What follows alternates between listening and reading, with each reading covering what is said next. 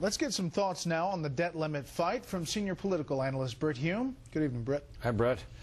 Many Americans were dismayed at the brinksmanship displayed in the narrowly averted government shutdown that was headed off by last week's budget deal.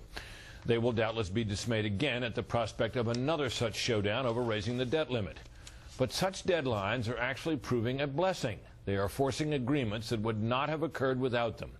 Remember last December, with only days to go before a major tax increase would hit nearly every American, the president finally agreed to leave all the Bush tax rates in effect.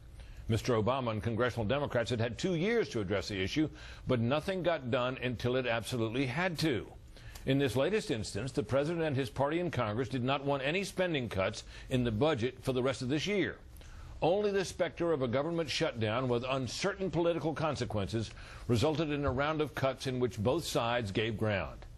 In the much larger struggle to come over next year's budget, Democrats will try to raise taxes, cut defense, and protect nearly everything else. Republicans will try to do just the opposite. Their differences spring from strongly held beliefs, and neither side will yield to avoid it. But the prospect of a breach of the debt limit and subsequent government default will mean that they cannot avoid it. Something big may at last be done about spending and debt.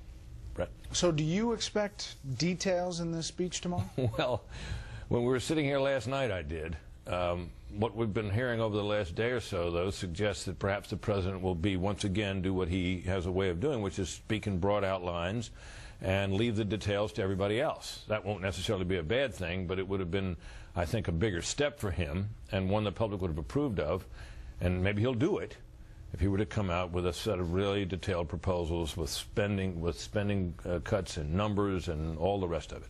We'll see. We will indeed. Thanks.